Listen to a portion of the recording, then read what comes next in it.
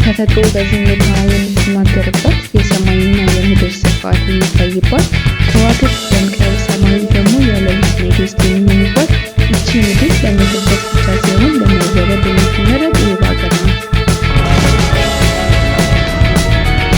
ዛሬ ደግሞ ከኢትዮጵያ ወጣ ብለን ወደ ደቡብ ምዕራብ አፍሪካ ወደምትገኘው ወደ ናምቢያ እንጓዛለን። ናምቢያ ተፈጥሮ ሰላምና ሰፊ የሰማይ ጠርዝ የሚገኝባት ይህች ሀገር የተቃርኖች ምድሮች ለአንዶች ራስ ተብላ ትጠራለች። ናምቢያ በረሃ ከ55 ሚሊዮን ዓመት በላይ እንደሆነ ይገመታል። እዚህ በረሃ ውስጥ የሚኖሩ ብዙ የቆዳ እጽዋት ምልክቶች ወይም ቢኖች ቁመታቸው እስከ 300 ሜትር ይደርሳል። ይህም ከሰማይ ሲታይ አስደናቂ የሆነ የጂኦሜትሪ ቅርጽ ይፈጥራል። የአጽቢባ ዳርቻ እስኬለተን ኮስት ቦታ በዓለም ላይ በጣም አደገኛና አስፈሪ ከሆኑ የባህር ዳርቻዎች አንዱ ነው። በረሃው አሸዋና በአትላንቲክ ውቅያኖስ መካከል የሚገኝ ሲሆን በጥንት ጊዜ በመቶዎች የሚቆጠሩ መርከቦች ተሰባብረው የአሳ ነባሪዎች አጽም እስከዛሬ ድረስ በአሸዋ ላይ የሚታይበት ጭጋጋማው አየር ኃይለኛ ማዕበል ለቦታው ምስጢራዊና አስፈሪ ውበት ይሰጡታል።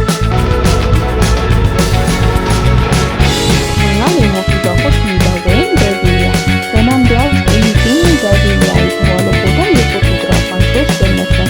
ከ900 ዓመት በፊት የደረቁ ዛፎች ሳይበሰብሱና ሳይወድቁ እንደ ቆሞ የሚታዩበት በነጭ የጨው ንጣፍ በጥቁር ዛፎች የተሞላ እጅግ ድንቅ ስፍራ ነው። የዱር እንስሳትና የኢትዮጵያ ብሔራዊ ፓርክ በአፍሪካ ትልቁ የዱር እንስሳት መጠለያ ነው። ነጭ አውራሪት፣ ዝሆን፣ አንበሳና እንስሳቱ ባለመጠጥ ተጠቅሎ ሲወጡ በአንድ ላይ ማየት እድል እጅግ ያስደንቃል። ልጅ ጥንታዊ ስልጣኔ ወይም ዴልፊ ፎንቴን ከ6000 ዓመት በፊት በድንጋይ ላይ የተቀረጸ ድንቅ ስዕል የሚገኝበት የዩኔስኮ ዓለም ቅርስ ነው።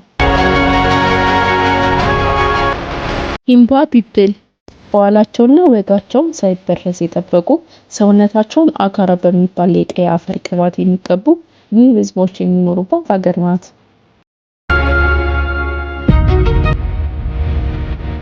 ከዋክብት ገነት ወይም ስታር ጋዚንግ ናምቢያ በዓለም ላይ ጥቂት ህዝብ ከሚኖሩባቸው ሀገር አንዷ በመሆኗ የሰማይ ብክለት ላይት ፖሊሽን የለባትም። በምሽት ሰማዩን ስትመለከቱት ከዋክብቱ እጅ ላይ የሚወርቅ እስኪመስል ድረስ ደምቀውና ተቀራርበው ይታያሉ። ጀርመን ስነ ህንፃ በአፍሪካ ልብ ውስጥ እንደ ስዋ ካምፓውንድ ያሉ ከተሞች ስትሄዱ አፍሪካ ውስጥ መሆናችሁን እስክትረሱ ድረስ የጀርመን ስነ ህንፃ ምግብና ባህል ጎልቶ ይታያል። ይህ የታሪክ አሻራ ለሀገሪቱ የተለየ ገጽታ ሰጥቷታል።